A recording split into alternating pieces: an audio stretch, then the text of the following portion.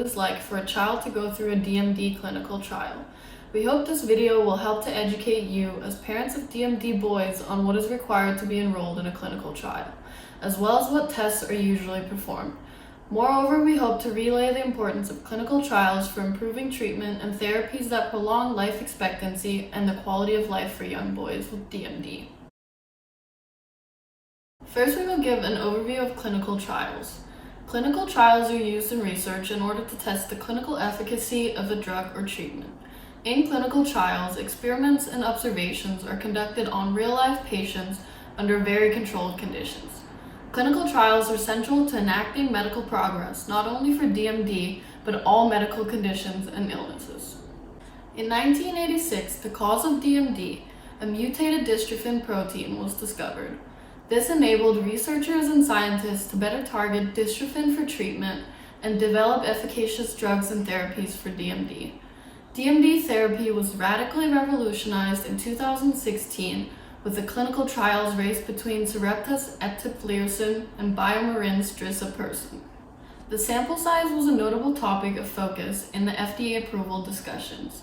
It is crucial to understand that while a study may be comprised of data points, behind each statistic is a patient who is struggling with the consequences of DMD. Here's what they experience in a day in a clinical trial participation.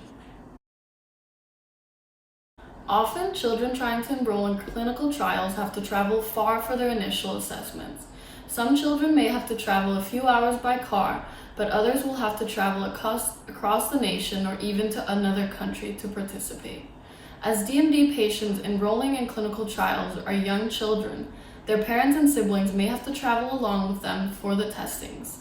Participating in a clinical trial can therefore be expensive and time-consuming for the patient as well as the family, even though the treatment is free of cost. When the DMD patients arrive with their families at the hospital, they are checked in and taken to the specific region of the hospital where the clinical trial coordinator is. The coordinator and physicians involved in the trial have to explain the treatment, side effects, as well as the commitment necessary if the child is chosen for the study. The parents of the patient then have to sign consent forms as all clinical trials currently target DMD patients under the age of 18. In order to have your child enrolled in a clinical trial, they have to meet certain eligibility criteria set up by the investigators and the FDA. These eligibility requirements depend on the specific drug or therapy being tested, so you have to consult with the investigators of the specific trial to figure out what these are.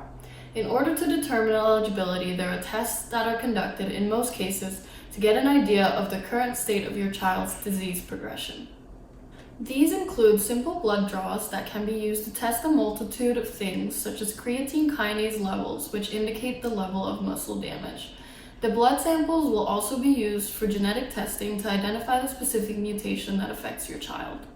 If your child has already had genetic testing, the investigators might choose to use this, but they will likely want to double-check the data.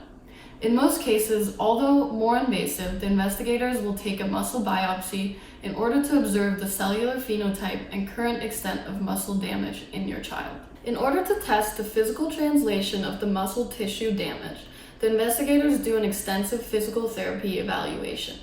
This can include evaluating strength and flexibility of different muscle groups and types. Moreover, the primary endpoint evaluation for the FDA for DMD specifically is a 6-minute walk test. Therefore, this test will be done at the beginning of any DMD clinical trial. For this test, your child will have to walk up and down the hospital hallway for 6 minutes, and the distance walked is recorded.